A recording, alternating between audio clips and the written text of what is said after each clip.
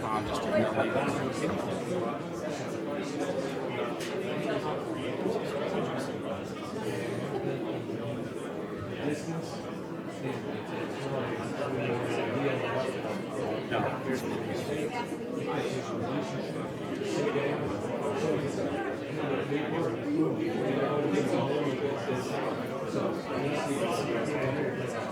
I can grab the button here.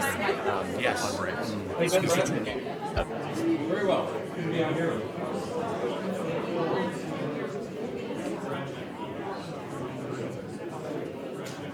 It's something you're used to.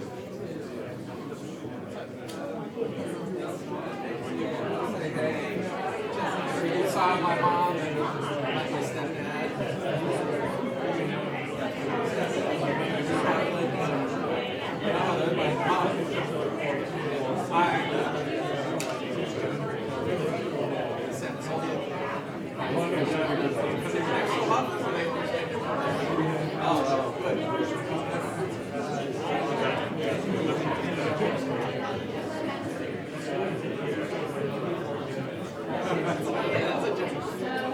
That was awesome. Oh, not at all. So tomorrow you might get some chance.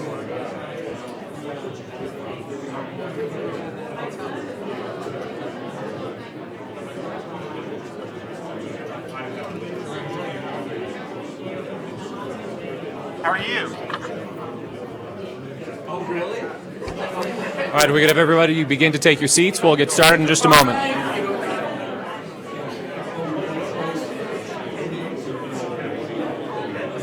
Cover story? And I don't think you get one question.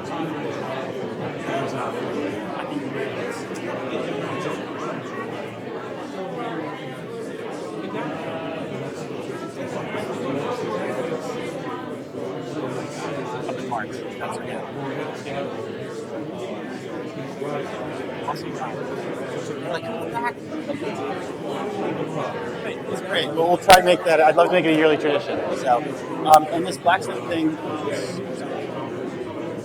you gotta find somebody good.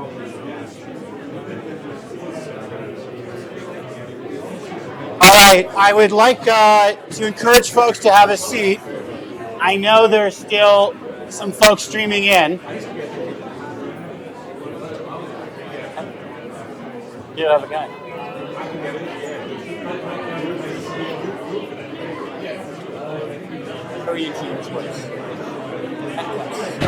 Yes, I think I'm just gonna. Awesome. So, all right, I want to make a few announcements first.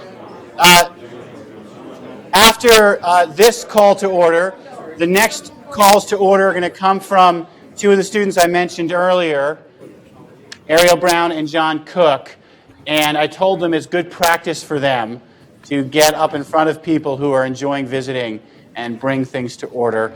They do have that bell that I think Greg Garcia here has been using effectively. After this, we have lunch, and with great thanks to Motorola Mobility sponsoring today's lunch, and tomorrow, Hogan Levels sponsoring lunch. Rick Witt from Motorola is not here. For those reading the news, you can understand he's busy. And we want to get to, again, if you will, the third discussion that frames our issues. We started with technologists. We went to a very thoughtful government official. And now we go to a panel that is interdisciplinary in really a true sense. We have lawyers, venture capitalists, business people, and government folks. So Laura Carter is at Microsoft, where, among other issues, she works with Skype, a very interesting international company in the communication space. Brad Fells, who I've already mentioned earlier, a good friend of mine in the program, a venture capitalist here, and he's now written too many books for me to plug at once, the latest one of which is called Startup Boards, but oldie but a goodie at this point would be Startup Communities, bringing us a great entrepreneurial perspective. Michael Gallagher, who's been to almost all of these conferences and has come in at least 3 different roles, right? True. And he's now the CEO of the Entertainment Software Association, which has a number of very exciting entrepreneurial companies that also are international. Karen Kornblue is now at Nielsen, although has been there short enough that, kind of like the disclaimer we heard earlier from Peter from CenturyLink, it's a Sunday, and she's really kind to come out, and we look forward to her continuing to come to this conference. And finally, Maureen Olhausen, who's been here before and is a commissioner at the Federal Trade Commission. So I'm going to ask questions, get a conversation going, and then we'll get the audience involved. And one of the overarching themes is something that I believe will probably continue to next year, and the title speaks to that, which is governance. And someone yesterday, when a student said, well, what is governance? Governance is how policymakers and policy oversees what's happening. Now, governance could be done self-governance, so standard-setting bodies, for example, or industry collaborations can self-govern, and at which point government can be comfortable that policy concerns are being dealt with. And that gets a little bit to this multi-stakeholder process that Larry Strickling talked about. In Europe, they have a more formal model they call co-regulation. But these conversations are much more interesting and challenging today because the world has changed from hierarchies to networks.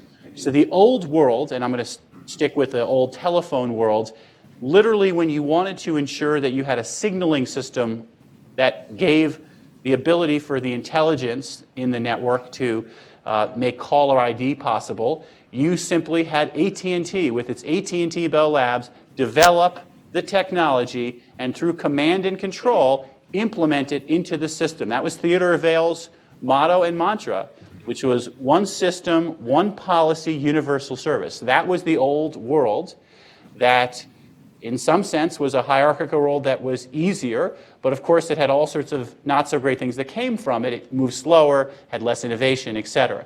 There are people here who remember that old world of AT&T, some people who actually worked in that old world of AT&T. The new world is you have this messier thing of a whole bunch of networks that have to figure out how to work together.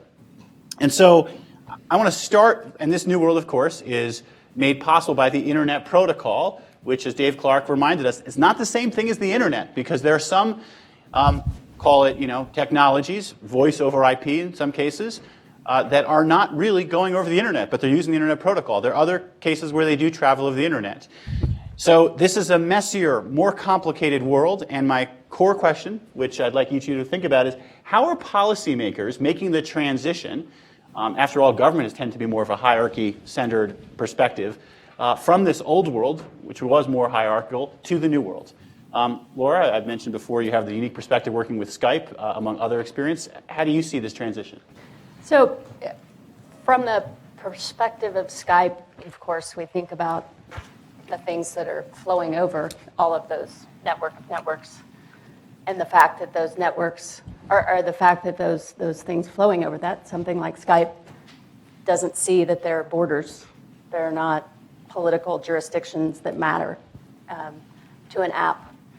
And so it's interesting. I spent about 18 years working in DC in the wireless industry, where my whole focus was the FCC and what happens in the United States. I got to Microsoft and I found out that, in fact, there are lots of other governments and lots of other agencies and lots of other things around the world that matter. And so my whole view of this has changed dramatically. And the globe is a small place.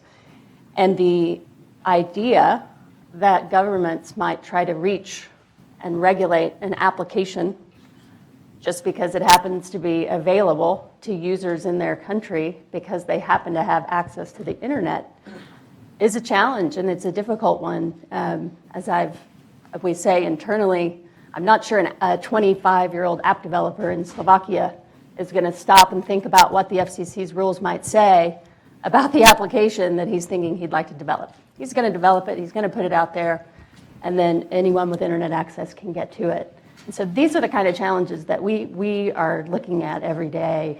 How do you cope with, when I was in the wireless industry, we always used to think, oh my gosh, how can we comply with 50 different sets of laws if the states were regulating the wireless industry? Well, now you're looking at 100 or 200, and how can that possibly work? So you do maybe have to look at things like standard setting, and trying to achieve perhaps some of these social goals and other traditionally regulatory goals outside the scope of our traditional regulation. Brad?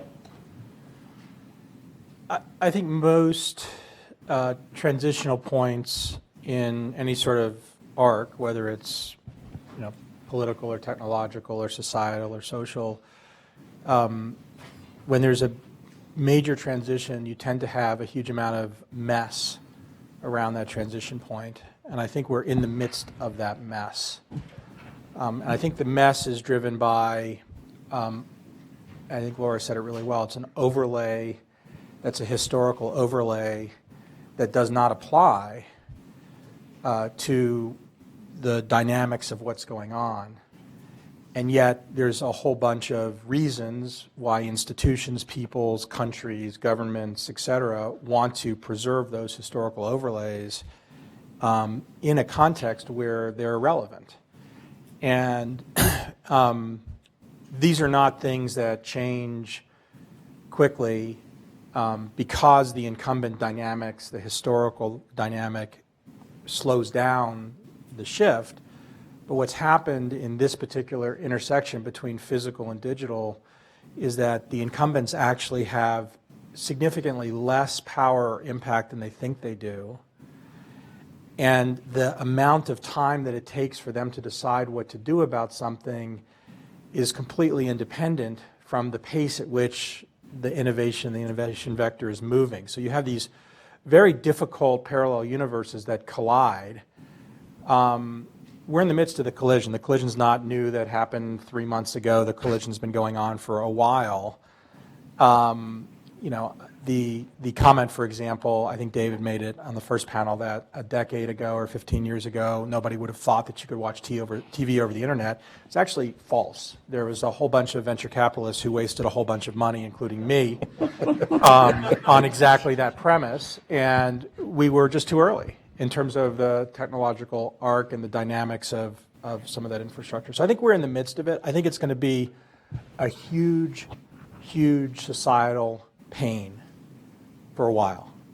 And I think that one of the things that is a challenge, and it's no different than any incumbent innovator phenomena, Phil framed it the way I frame it often, which is the collision between hierarchs and networkies. Anybody who's ever been networks and hierarchies. Anybody who's ever been in a hierarchy, tried to deal with a network, understands the frustration. Anybody in a network that's tried to deal with a hierarchy understands the frustration.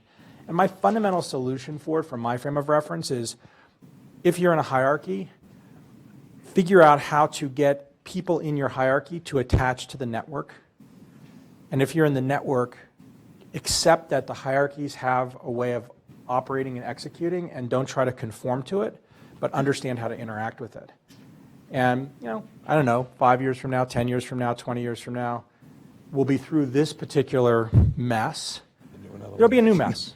That's just the way it works. But, if you're a Battlestar Galactica fan, this has happened before, it'll happen again. So say we all. So but that's the dynamic that we're in. And I personally exerted a lot of emotional energy against it the last couple of years. And the big lesson I learned from exerting that emotional energy against it is that the way that the people on the network side think about change is so radically, and innovator side think about change, is so radically different than the way people on the incumbent or hierarchy side think about change, that it's actually not really worth exerting emotional energy against it. Because all you do is wear yourself out, versus step back and think about how you can be constructive in the context of this thing that is actually a huge mess. So for those who can't get enough of Brad, I can promote our March event. I believe it's March 17th. That's going to be on science fiction and entrepreneurship, why resistance is futile. And obviously there's a lot of lessons from sci-fi, and we'll have some of the folks who came up with the movie Minority Report and others, and so come back if you're so inclined. And if you can get enough of me, just ignore me. It's really easy. First, if I could just say thank you, Phil, for having me yet again. You've alluded to the number of years I've been here, and then congratulate you on behalf of everyone here for putting together a fantastic conference. I mean, I just think that of all the things that I do, I know that this is one of the most valuable dates and ranges on the calendar, and it's due to the work that you do, the team does, and the great quality of panelists and participants. And to answer your question, I was thinking about how would I put this in a way like I've done in the past with the Prime Directive. It's quite the topical today to talk about the Internet of Things. And I think that what we're seeing that's indicative of what Brad described is the governance by things and the discomfort that's felt by political leaders and policymakers around the world. And what you have is algorithms are going to be making decisions that used to be made by people, and they'll be making at blindingly fast speeds in numbers that are beyond what any human could handle, much less the analog world that we live in, or many live in. And it strains the notion of culture and control, which I'll touch on in a bit more detail. It takes the slow, analog, high-cost methods where things are done now. Some might say it's called diplomacy. And some of that gets pulled away and is done by other functions. And it's driven by the community.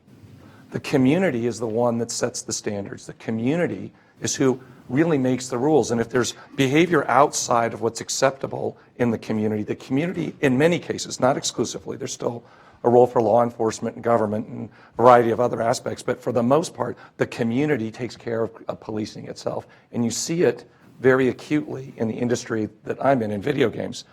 You have League of Legends with 27 million players per month. You have Zynga with 232 million players per month. You have 1 billion gamers in the world, and about 30% of them are playing on consoles. About 70% are playing on handheld devices. By the way, that means there's 6 billion more customers to go get for us. You have Twitch, is a relatively new broadcaster on the internet, has 45 million viewers a month, and when they tune into something, they watch it for about 2 hours, and it's growing at 10 to 15% per month in viewership. So it's the law of large numbers. And it's very exciting here in the United States. Like Laura mentioned, that's been my focus for a number of years. Now you take that and stretch it to the world. FIFA Soccer sold about 8 million discs in its first month on the market. And that used to be where it started and ended for the industry, was how many things you sold. Well, now it's about places you go and the things you do and with whom you do them. And now FIFA Soccer is a world of 86 million fans in 51 countries, on 13 different platforms in 18 languages. And that's the reality of these cross-border discussions. And then you look at the impacts that that has for us as an industry. It comes to content control and ratings. And we have a digital platform, it's called IARC, that's being put out by the ESRB that digitize it based on a fill-in-the-bubble form by the developer, and it's free. It's been adopted. It was released for just a month ago. Mozilla has adopted it. The country of Brazil has made it policy within the country. We're trying to seek to extend this around the world. So you take these culture fights out of the arena of the analog, put them into a device that renders the ratings and brings harmony to the ecosystem. We're excited about that, but then there are other challenges out there, whether it's privacy or data security, consumer protection, which I'm sure we'll talk more about, currency regulation, and of course taxes. All of these things act to slow that down, but they're just, as Brad said, they're on the wrong side of this in so many ways that the force of technology is just going to keep moving on. You mentioned two things that are really perfect for Karen. One is diplomacy. Her previous job was the ambassador to the OECD, the Organization of Economic Cooperation and Development, which is institutions having to adapt to the new world. And she's now with a ratings company. So I'm really interested to hear your thoughts, Karen. So first, in continuing the suck up to Phil. Is this working? Yeah. No? Yeah. Thank you. Good to have an engineer in the panel, too. Is that working? Good. So so what Phil didn't mention about me is that I was his landlord when he was in Washington and I was in Paris. So I am very grateful that he would still invite me here. And so I feel the need to recommend no one's mentioned this yet, but to recommend his and John Nectarline's fabulous book to anyone who wants to know more about anything that we're discussing here. It's really We have both John and I tremendous. here, so if you buy it outside, we can both sign it for you, too. Yeah, really an excellent book, one of a kind. So just to go way back in time, the way the international world of top-down used to work is the settlements regime, when you had big, often government-owned monopolies trading off traffic and paying settlement costs to each other. And that started to crumble when I was at the FCC and the International Bureau. We negotiated this WTO agreement on basic telecommunications. And that helped to start promoting the kind of deregulation we had here and to get independent regulators going. And that started to undermine that system. And then, of course, the internet and the IP networks further undermines this whole system of top-down control and the money that a lot of these countries get. So when you start to see this discussion about governance and balkanization, a little bit of what's happening there is this rebellion of the folks who liked having control, whether it's culture, whether it's taxes, or whether it's getting these payments, whether it's wanting to censor. And so part of what we had a discussion on the technology panel about the NSA and how people were freaking out. And I like to talk about the three groups that are freaking out as the cyber autocracies, the China or Russia that really are interested in that kind of top-down control. Then there are the countries that sometimes may use this as a pretext also, but it's because they are feeling competitiveness challenges and they see the U.S. as dominating the internet, and they don't see the internet as a platform for innovation.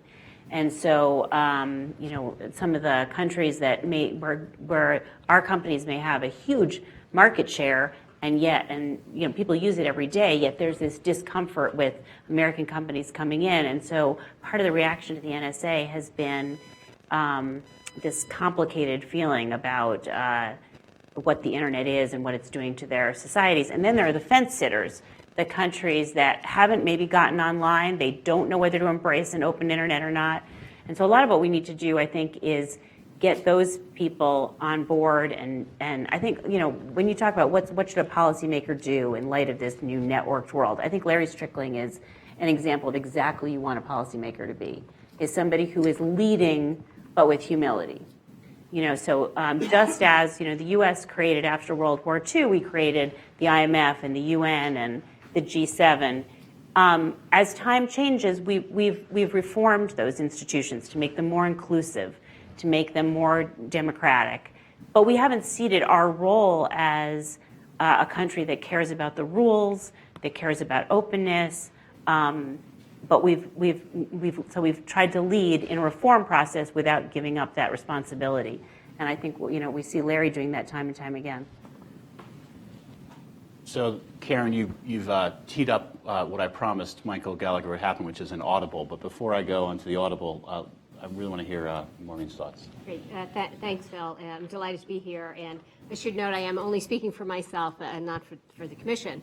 But one of the things, the way that I like to think about this, and you're framing your question for me as an antitrust and consumer protection official, is when you talk about moving from hierarchies to networks, I think about that as moving from where you had a monopoly provider and you had pervasive regulation of that monopoly provider. And why did you have that? You have that because the market is not imposing the kind of discipline that one would normally have. So you try to replicate that through regulation. But now that we're in a much more competitive environment, what kind of regulation, what kind of approach is more appropriate? And to me, what I've seen the change to be is these markets now look much more like other markets. They look much more, sort of competitive, much more dynamic in that regard. So I think we should use an approach that we bring to other markets, which is the antitrust laws and the consumer protection regulation. And as we look at that, I really liked how Dave Clark this morning was framing the question as, well, first, let's figure out what the harm is, right? Let's focus on that. What harms are occurring? And then if we do find that there are harms, how do we address that? And I think that using a flexible and fact-based enforcement approach is really the appropriate way to address that. So for the antitrust laws, that would be using a rule of reason approach. And for consumer protection, we would use our deception and unfairness authority. The other thing that this means is that we don't have tech-specific rules. We allow markets and consumers to decide what's the best technology, So we're not putting things into certain regulatory buckets based on the technology. So how does this work? What's a good example of this is one thing I'd like to highlight is that the FTC recently brought a case against Apple for its in-app billing practices. And so it's a really good development in in-app billing, I think. It's a new form of billing. It can bring more competition to billing and some great benefits to consumers. But we found that there was a harm that was occurring, which was that because they hadn't disclosed to consumers that when they put in their password, it opened a 15-minute billing window, that basically this harm was occurring with tens of thousands of consumers complaining about that. So what do you do in that case? Once the harm is manifest, what's the obligation of the company to take to address that harm? And that's what we really focused on. And so we applied a very basic consumer protection principle, particularly in the billing area, which is that consumers need to know what they're being billed for and when they're being billed. And so we applied that to a new technology, a very dynamic technology, but I think very much in a very focused kind of way to say, this is a basic principle, it cuts across all technologies, and you need to address this. And we require them to do a disclosure and to give some refunds. But I think for me, that's the way I like to look at it, is moving from industry-specific regulation that's very focused on what the kind of technology is to more of a what's the harm that's occurring, how do we bring an enforcement tool to bear to address that harm. So because I promised Mike Gallagher he'd get the audible, here it is. What Karen highlighted was the role of, I'll say, entrepreneurial, networked, and humility-based leadership in government, which is not the traditional model. Anish Chopra, who spoke here before when he was Chief Technology Officer, worked on an effort to get healthcare information for veterans easily accessible via the internet, something called Blue Button. Larry Strickling, some of the work that's been done around the multi-stakeholder process in mobile apps development. Michael Powell, when he was here, spoke about an Internet Freedom Initiative that was really using what Bill Kovacic will talk about later today as the power of convening of federal agencies. So there are these emerging opportunities for, to use what Brad Feld said, leaders in the hierarchy to act vis-a-vis networks. Because these are people who are in a hierarchy, but they're not trying to do command and control regulation. They're trying to actually engage the network to affect change. And that's a different model of leadership in government. Mike, when you think about that point and what Karen raised, what reflections do you have? Yeah, I'd say that it depends on the challenge that you're confronted with, whether it's domestic or international, and the problem you're trying to solve. When I confronted the same challenge that Larry did, we had a very different approach. We were sent out to do an impossible thing where the rest of the world had been mobilized against us, and we came back with a victory, but we did it because we told the world no, trust us, and they accepted that. And we launched the IGIF, which is the model for multi-stakeholder dialogue, which is now undergirding much of what happens in discussion in these areas. But it took that strength, and it was not a very sensitive level of engagement. It was simply stating the facts. Here's where the United States is. A lot of realpolitik in that discussion. So that's different. That doesn't mean that the approach Larry took was wrong. He had to deal with the world the way it is or was 2 years ago when they were leading up to it. And you have to take the pieces that you have to the puzzle and assemble them in a way where you're going to get success for the country. And that it will last for a long term. So I would say that it depends on the international side. On the domestic side, again, you have, we're on the focal point of the collision that Brad talks about. That's where our industry is. And we're riding on these networks. The internet has infused our industry with growth where in the last 6 years we've doubled the revenue of the industry to where worldwide it's 80 billion trending upward sharply over the next several years. And we have to have that conversation between a hierarchy and the networks themselves and thrive and drive an economic model for success. So you also now teed up the next question, which I had, and I'll let Brad Feld start. So do we off. complete the pass on the audible? Yes. Okay. Total. Good job. And here it comes back to the sort of imagined play, which is you said, and it came up in the first panel, that you were able to say to the world, we're creating this new institutional framework called the Internet Governance Forum, and it will be a way to help develop a dialogue that's outside of the traditional hierarchy, which would have been the ITU for Internet policy. It was a great accomplishment. And you were able to do that because you could say the world trusts us. We have this effort of the Internet as a developing, whatever metaphor you want, ecosystem, and we're going to be a good steward. One reason why that position is now extremely difficult and fraught is because of the disclosures that Paul Ohm outlined around the NSA. And the claim of the U.S. to international trust is on thinner ice than probably ever before. I'm going to let Brad start and then Karen go second, just to kind of help from the policy framework and from the U.S. leadership. How do you think about these NSA disclosures, and is there a way to reestablish trust and good faith and good stewardship? I love that they're now officially called unauthorized disclosures versus all the stuff that Snowden leaked. I like all the stuff that Snowden leaked better. I think it's a little clearer what happened. Look, I mean, the government can't even control itself. How can it be trusted in the context of this? So it's sort of a foregone conclusion that, again, in the dynamic of this mess. And there's a whole spectrum of problem in it, right? There's the specific thing that happened and is happening. Then there's the words that are used to describe it. Then there's the laws that are used to justify it. Then there's the next level of disclosure about what was happening, which was previously denied. Well, we didn't do that. Oh, well, okay, yeah, we sort of did that. Well, we did that, but we were allowed to do that because the law over here said we were allowed to do that. And, you know, the tolerance and ability, I think, of many people, not all, right, but many people to process that, it kind of makes the government look foolish as an institution.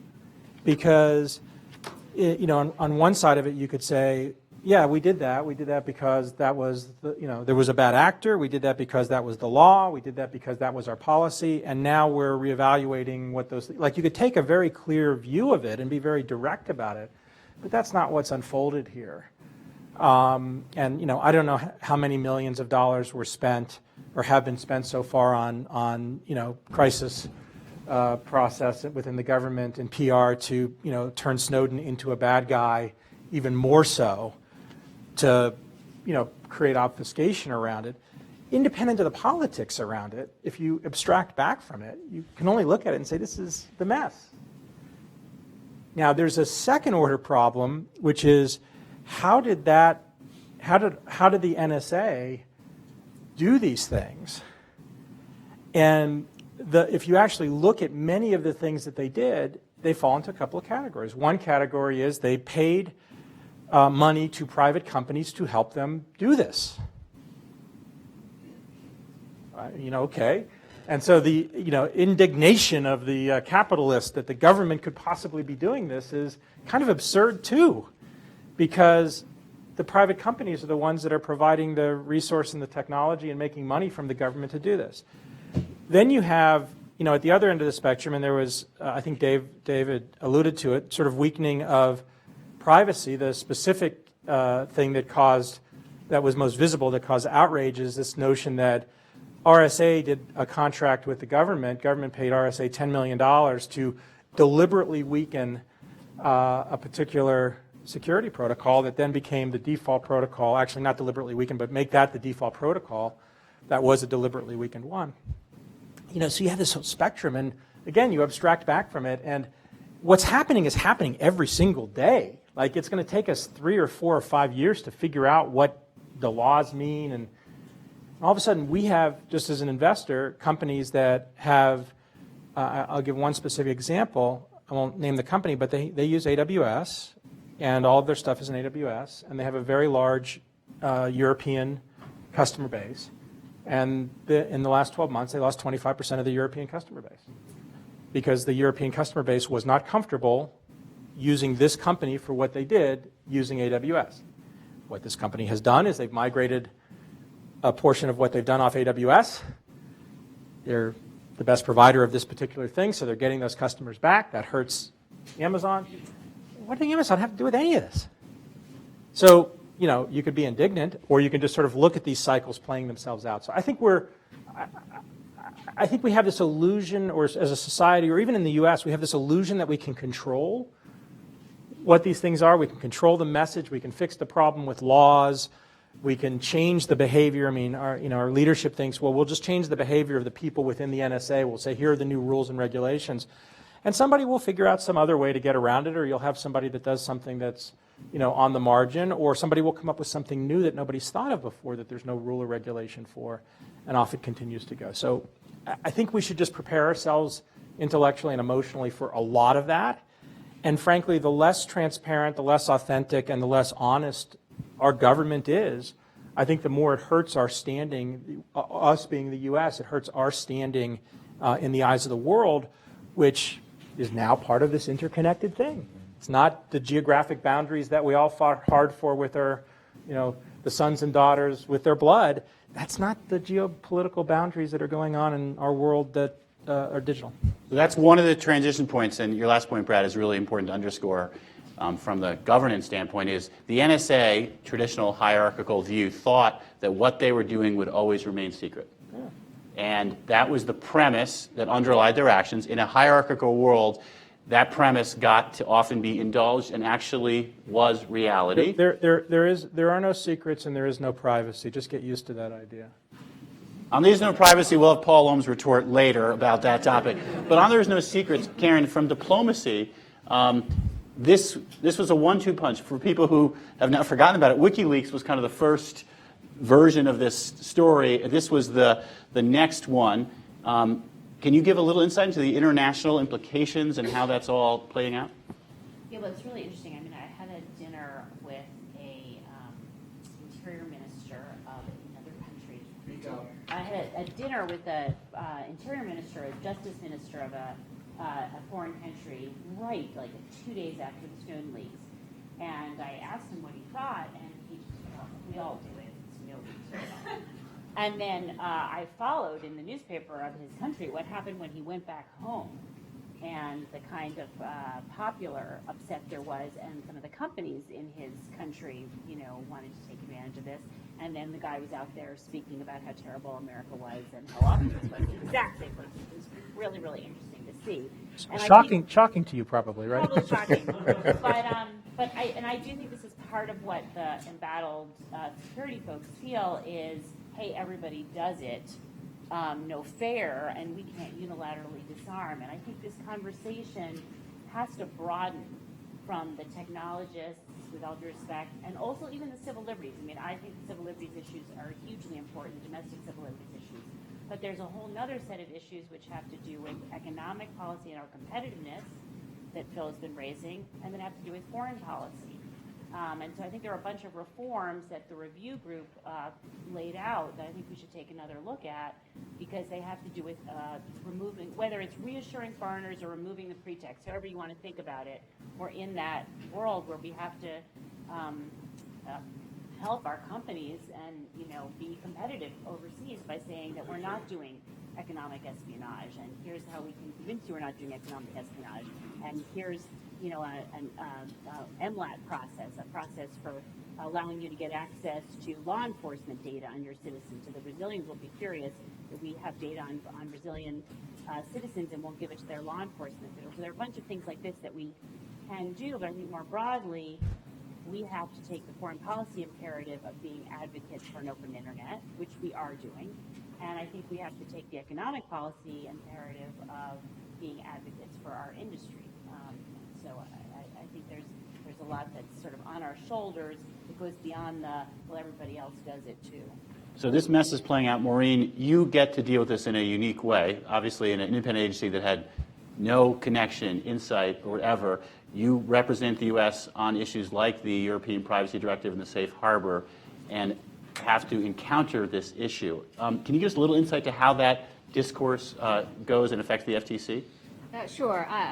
So I had the distinct pleasure in September of going to the Data Protection Authority conference in Warsaw. And, as all of this was really reverberating through. And, as I say, 90% of success in life is just showing up.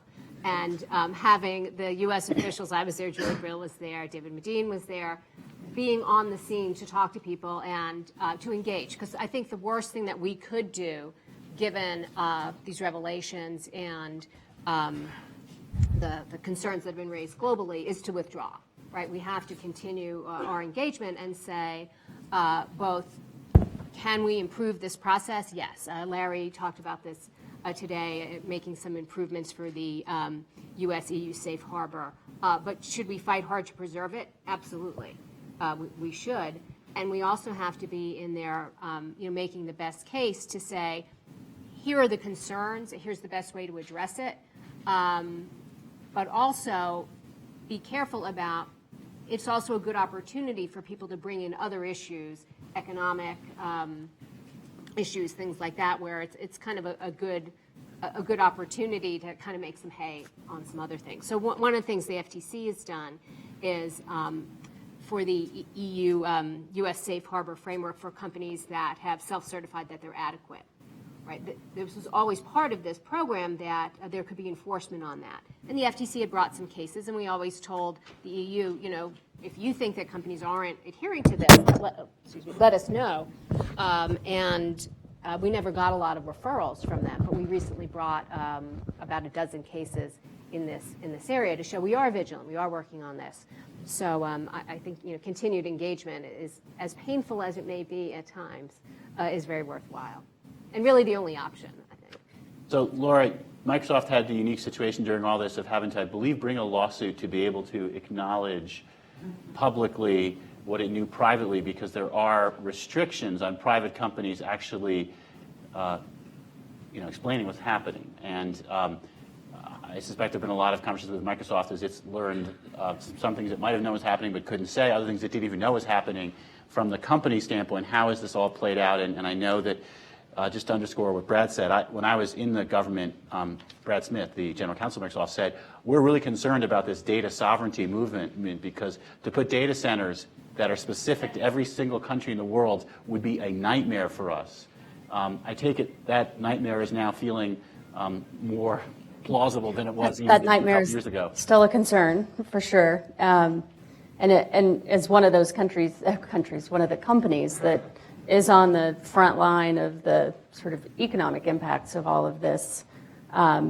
It is a big issue. We're not going to, our strategy would not be to go put a data center everywhere, not only because it doesn't make good business sense, but there's the whole fragmentation of the internet piece of this. It needs to continue to be an open system. We do, however, and one thing Brad said, you might call us naive, but we do think that there are some legal ways to try to address the situation, and we're certainly committed to trying to work to get an international convention. You've got to get the other countries working together and get rules of law in place to make sure there are processes and procedures for these surveillance issues. Then when you combine that with the transparency, which is, of course, what the lawsuit was about, and we were pleased that we were able to be more transparent. We think there is a path there that could work. It will help build that trust if the right laws are put in place and the right checks and balances are included as well. Yeah, just comment, you've heard a lot from people who know a lot more about this than me. I would just say, putting my old hat on, if I was in the government, you have to show up at these discussions that are still very, very important economically. And then to look at the celebration of last week, drop a little bit of Legion of Boom on them. Because to put a finer point on Karen's point is they're opportunists. They use whatever is available there to try and weaken the U.S. negotiating position. That's the way it is. Acknowledge it and move on. The fact is, we're still the best custodians in the world for this. We have the best system for dealing with it. I'd like to see the rest of them all have a leak of similar proportion and see how their governments responded. And we will do this the best. We will figure this out. It will be messy, as Brad said, but we will get this right. And then we will be able to continue to lead going forward, and people will trust us because we're the best game in town. So that's the government side. On the impacts now, putting back where the industry I represent, just two things. EU safe harbor, critically important to preserve that.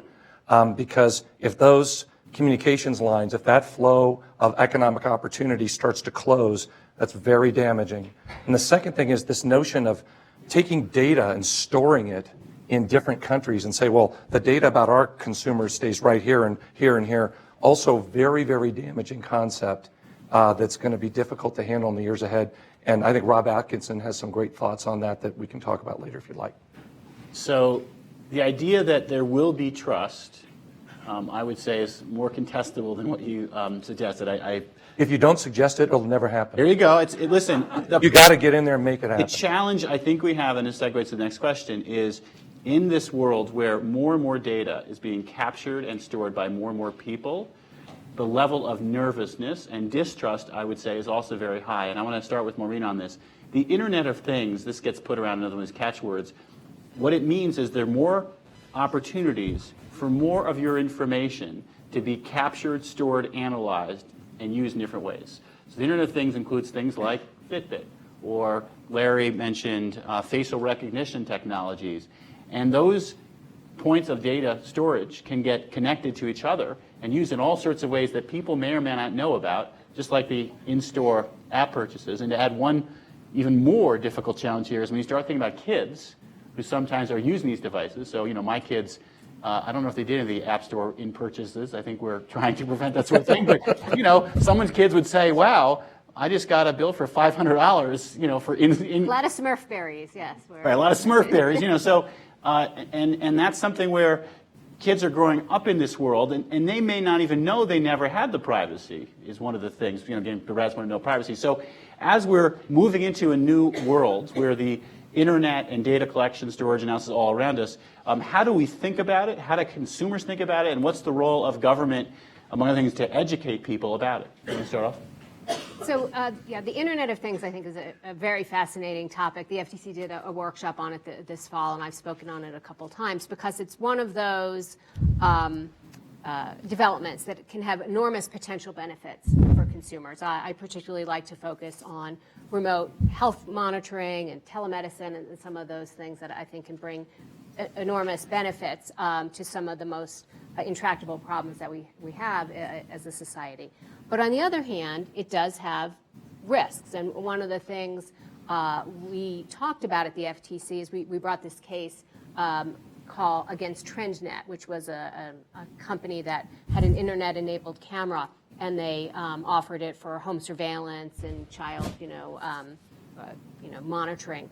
And it had a security flaw, a fairly, I think, obvious one, where that allowed, if you had the IP address, you could put the feeds online.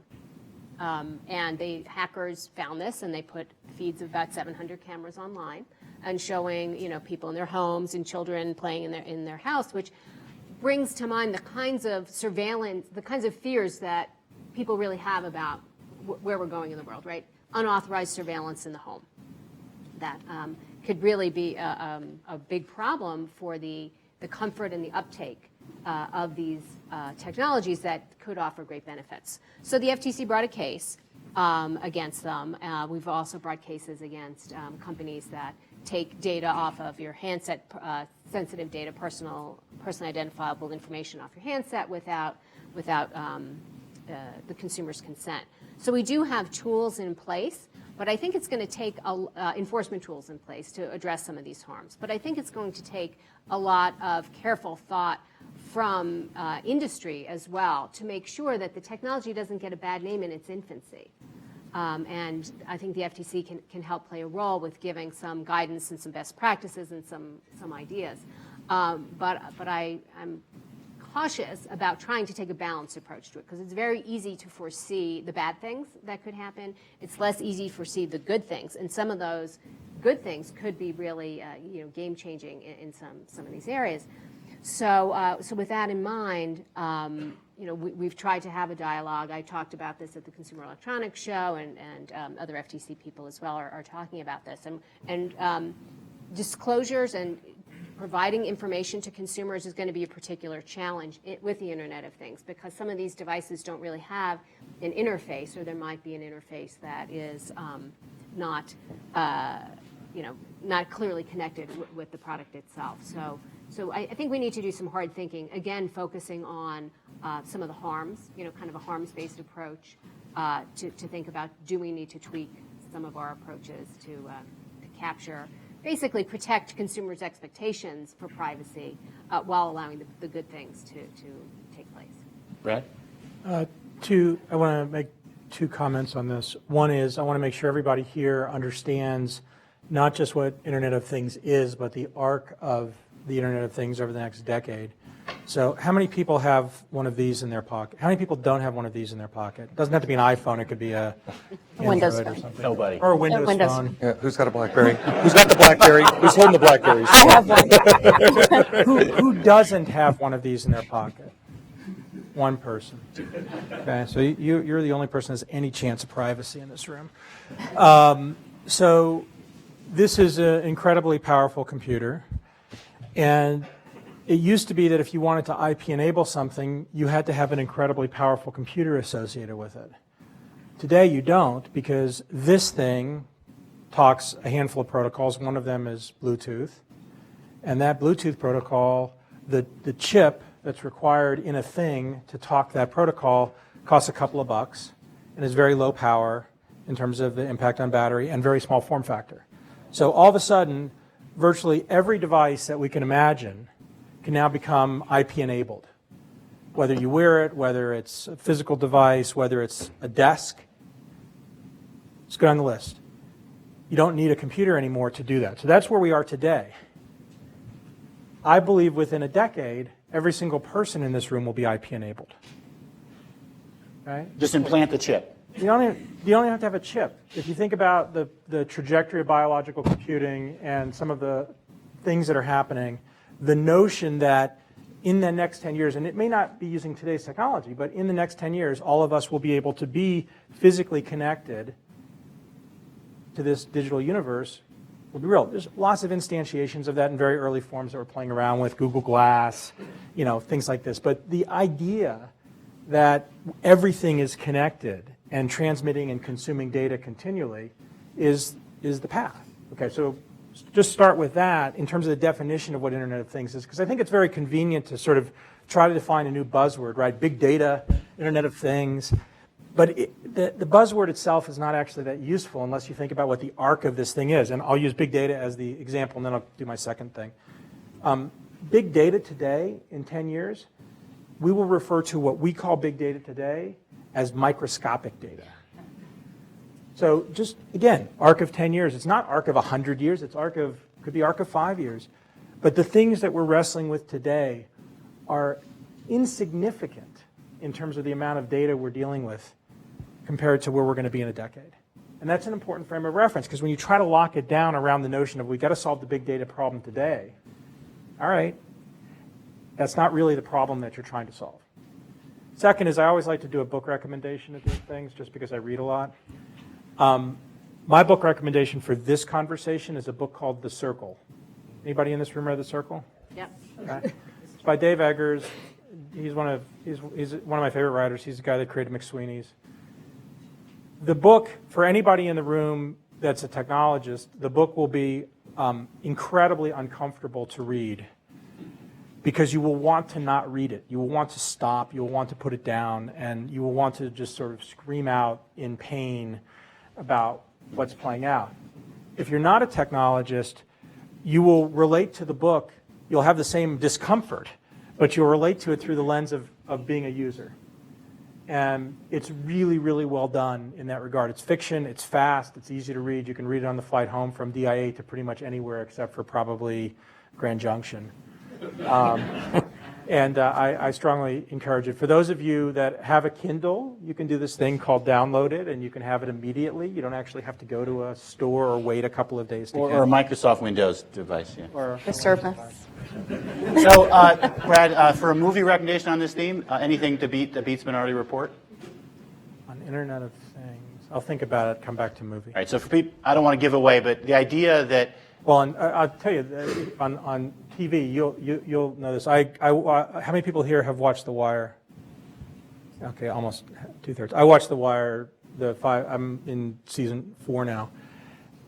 It's so helpful in terms of understanding the surveillance stuff and Snowden and what the government can and can't do and how it works and where the edges are, and in a very simplistic way, all the interactions between offline and online. And so that's not a movie, but that's a TV show. And actually, the person, I'm forgetting his name, who produced The Wire, wrote a great op-ed about the whole wiretapping stuff and said something like, we've always had these sorts of issues. Yeah. This is not a new issue. And also, for Minority Report, the point that is a challenge in the Internet of Things is, what can users do to protect themselves from the fact that these technologies they use are going to track them in ways they never thought about? That's a big topic. I want to make sure to get some folks involved in the audience, so let me turn to the audience again with a student question to kick things off. And please don't make me call on somebody, but I will if you make me.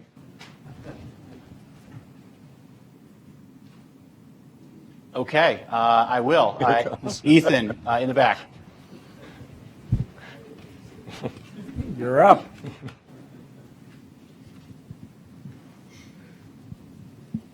You're being judged. No pressure. Hi, I'm Ethan Jeans. I'm a 2L here.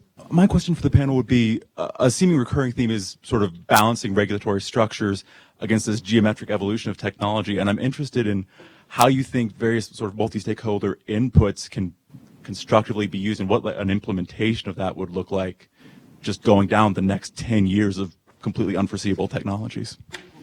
So the challenge of regulatory institutions to keep up, and I'm going to amend your question, call it an exponential increase in technology as opposed to a geometric. How do you create adaptable institutions? Maureen? So one of the things that I always like to focus on is, what problems are occurring in the market that aren't being addressed. So one of the questions is, what are the tools for addressing problems in the market? And self-regulation can be a very useful tool. So some of the problems and concerns that we're discussing, particularly in connection with the Internet of Things, where if you're saying privacy is theft and sharing is caring, which were the two buzzwords in the circle, are there self-regulatory organizations that can help mitigate this? Do companies agree we won't use data in this way or that way that can help reduce some of those problems so that then we can use our enforcement resources more effectively to where there's really harms going on? The other thing that the FTC does is we have a collection of tools. Enforcement isn't our only one.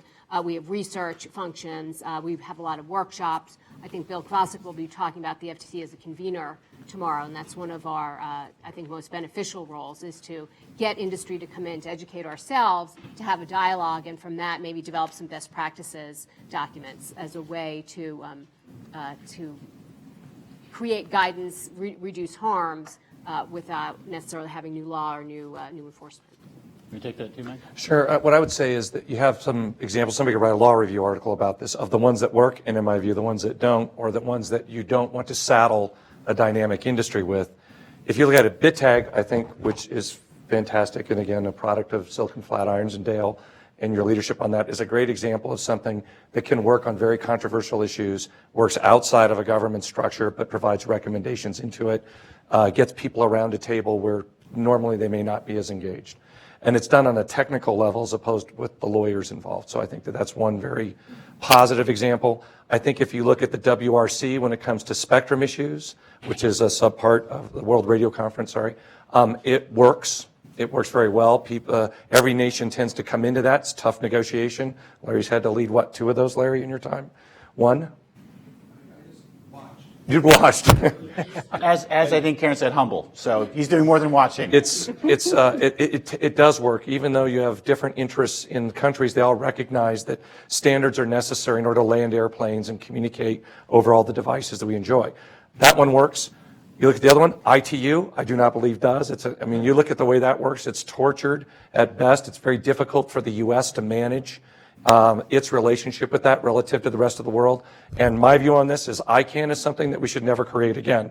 It is such a troubled, difficult thing to maneuver through. It's very important, and it's a messy process that we're in, but it's not something you want to say, oh, this is the solution to how we solve problems when it comes to multi-stakeholder issues. The last point I would leave you with is it's very important, and I think the private sector gets this, is that these types of things have to be reevaluated almost as quickly as they're established because things are changing so rapidly.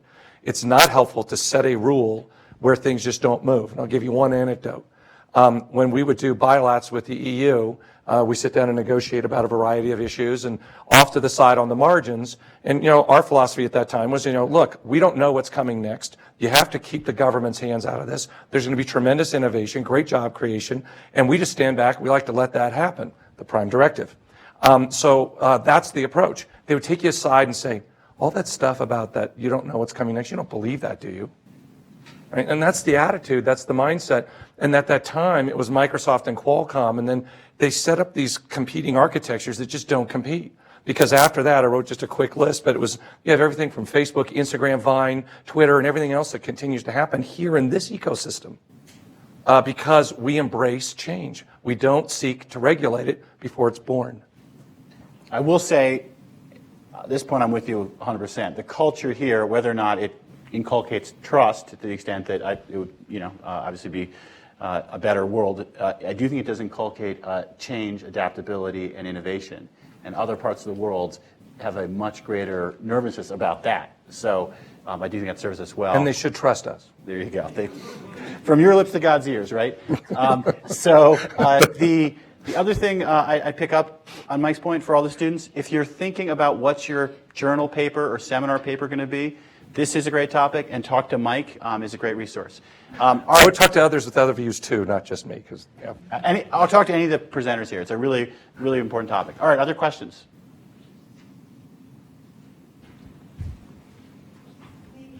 Wait.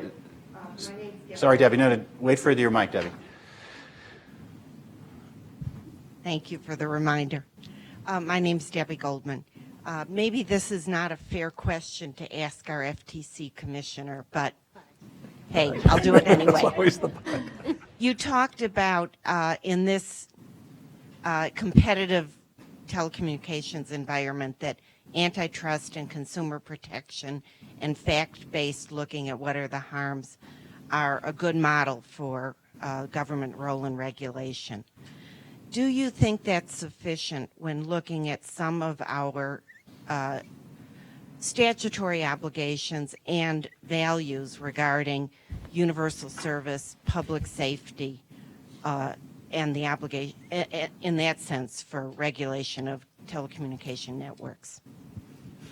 So I do think that the FCC has a very important role to play in things like public service and public safety and universal service. Some of my concerns come up is when we're talking about new innovations or new forms of new vertical relationships and things like that, where I think that those markets now are looking much more like other markets. So to allow innovation to flourish and innovation in business models, not just technological innovation, but in business relationships, that I think more of the FTC approach of rule of reason antitrust and consumer protection allows greater innovation with still having a backstop of if there are harms, competitive harms, consumer harms, that they can be addressed. But I realize there is a difference between what the FCC's obligation is in some of these other areas. All right, your time for another question. Awesome. Yep, Jonathan.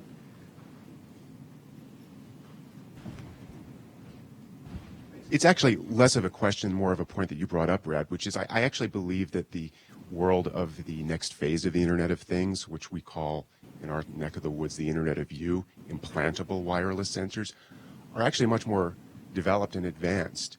You've got 400,000 people implanting heart pacemakers every year. All of those carry wireless sensors. The FDA just recently approved guidance for the artificial pancreas based on wireless sensor technology. Folks at Stanford have just deployed the very first millimeter scale wireless sensors propelled by radio spectrum that is actually allowing wireless sensors to traverse your bloodstream, carrying drugs on it. Not just Google Glass, but Google Contacts that are becoming a wireless sensor-based glucometer. It's all happening. We just did a panel on the Internet of You implanted wireless devices at CES.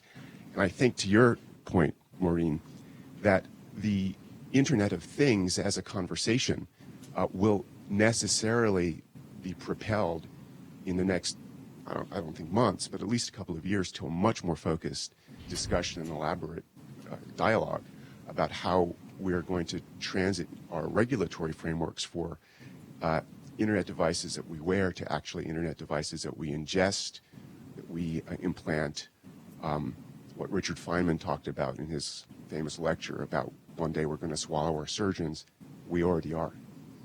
Well said. All right, we have time for a question. Yes. or a statement. Let's be in the form of a question. No, that was great, Jonathan. Thank you. But we're done. Is the cloud going to have a major impact on what you've been talking about? That's interesting. Talk about buzzwords. We went the whole conversation, and we almost forgot to mention the word cloud computing. The closest we came was data centers being located around the world. So as a, whatever you want to call it, buzzword or metaphor, how do you discuss cloud computing in connection to what we're talking about? Brad, I'll let you start because you mentioned Amazon Web Services, which is, a prototypical form of cloud computing. How's that evolving? I think that it's been a wonderful buzzword because it's catalyzed a lot of investment and attention. But I think it's kind of irrelevant. It's no different than what you would expect the evolution of what's happening going back, a long time. And we've also, by the way, already gone through the cliche of the cloud is just mainframe computing again, right? So people understand the difference. Where what's happening now is you have many machines interacting with many other machines across cloud services, across applications, and in fact, companies. There's a wonderful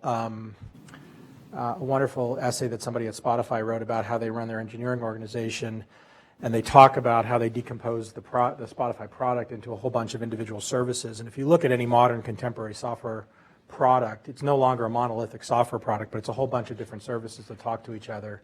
And in many cases, you have multiple companies in that interaction change in the thing that you're interacting with. So I don't view it as impactful on any of this stuff. I just kind of view it as the evolution of an architectural framework that people are using. We'll have some new buzzword in 3 or 4 years to replace the cloud that'll allow Microsoft to spend a whole bunch of money branding stuff. And I say that only in good humor. I took it that way. But I think that the thing we should assume today is that you go back to the beginning conversation about IP and networks and where in the stack you are. Right, all of that stuff is still happening. It's not that conversation ever goes away because that's the fundamental building blocks of the pieces. And on this panel, we didn't talk about the difference between content providers and the technology providers and software versus network and all that stuff. But you get into that endlessly, and that's never going to go away. But what you do get is you get this layer of abstraction that people believe they understand better because we're interacting with it all the time.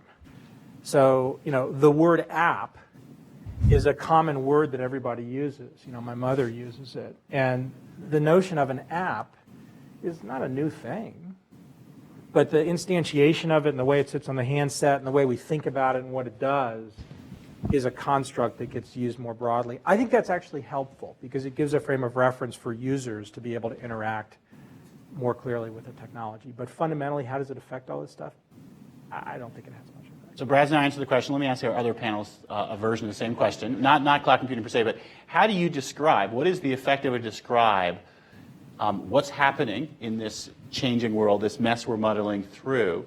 And if you can, offer your take on it or ideas from your personal experience, your companies, it'd be a great note to end on. So from Microsoft, how are you guys describing what we're going through? I mean, cloud computing was one of the words, but what's the way to think about it? So actually, one of the points I was thinking about as you were talking, that it's really not, don't let me misquote you, but not that big a deal, it doesn't make all that much difference in sort of the way we look at things.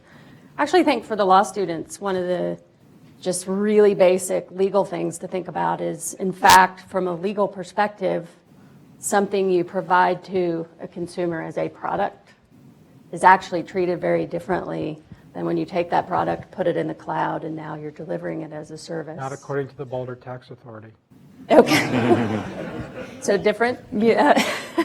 different governments will treat things differently, back to perhaps one of the first points I made. But it does change the way you analyze the situation, analyze what your clients are doing, the advice you give.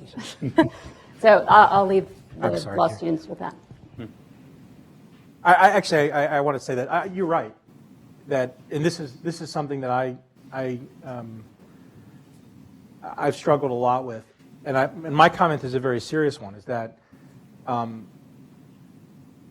for many years software was delivered physically in a package, and when you bought a piece of software, it ended up on a truck. It was in a box. It ended up in a truck. It drove on your roads. It used your stoplights to get to the store, and you then went to the store which used power and police and whatever. And the local authority would say, well, we should get paid sales tax for that because we're providing things to get that software to you. And now when I sit in front of my computer and use SkyDrive, which I'm probably using a data center in Estonia, what right does the local, and I'm paying for my own power in my own house and I bought the computer, what right does the local municipality have to charge me tax on that? Or when I download an app from wherever it comes onto this, why do I have to pay tax because there's no roads being used? As far as I can tell, the police are not helping me with that. So these things are colliding even at that level, and it was really severe a couple of years ago when every state and every city was going bankrupt. It's a little less severe right now when they're not looking for tax everywhere they can find it.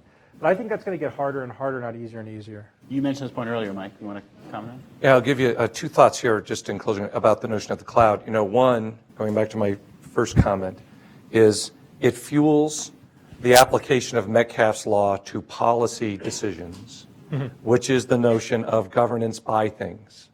And the comfort, it's discomfort that we have now, but more and more things will be allowed to make those rules and enforce them because they're community driven and they're responsive to the individual in the first instance. And the second is just as an application of, you want to see what the cloud does, look at the PlayStation 4, look at the Xbox One. They're both driven by the cloud, and it's a remarkable gaming experience. Darren? So I think there are two things that confuse us a lot when we have these discussions. One is the propensity of the internet world to make up new words for things. We should all try to be a little less creative. I think, we've talked about cloud, net neutrality, even the word... Wait, lawyers made that one up. Don't put that one on us. I'm not saying it's technologists. That was Powell and Weiser, not us. But even the word the internet, as we were, as that great chart showed us, there's a lot of confusion about what the internet is. And as someone who's been in government a lot, and then most recently in this intergovernmental organization, governments like to regulate stuff, so let's not name it. It doesn't exist. Well, part of the strategy of changing the words all the time is But, so that's one thing. And that's one of the things I've really been admiring about Tom Wheeler at the FCC is that he seems to be talking in terms of first principles and outcomes and where he wants to see things go in terms of competition, consumer protection, and he's giving people a sense of where things want to go without using lingo that we just use to talk to each other in great conferences like this. The second thing I think that confuses is this idea that we sometimes get into of sovereignty versus libertarianism.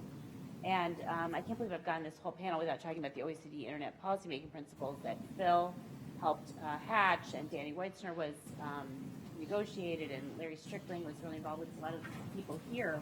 But one of the great things about that set of Internet policymaking principles that a bunch of countries, technologists, companies signed on to was that it had this dichotomy of, on the international level, we want to have these multi-stakeholder institutions, not treaty-based organizations, not intergovernmental organizations, set the rules of the road. But then domestically, and this gets to a question somebody asked earlier, what about France's rules on online gambling?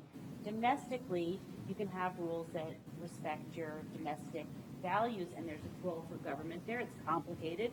You have multi-stakeholder organizations and an interplay of government and those multi-stakeholder institutions. We're seeing that with the facial recognition and the mobile apps efforts. But those are two totally different things, and we don't want to confuse them. There are those institutions and there are these domestic processes, and sovereignty does not go away in this world.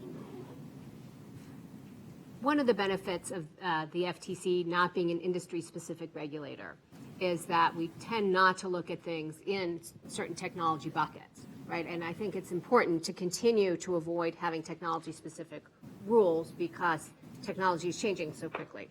So focusing more on sort of first principles of what's the impact on consumers, what's the impact on competition, wherever that impact is coming from, whether it's coming through a new form of competition between wired and wireless or cloud and something else, the label that's put on it hardly matters. I think.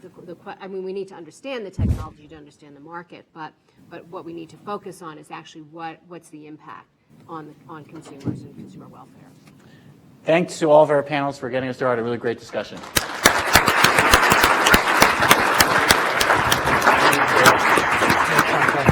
And we'll see you back here at 1:15.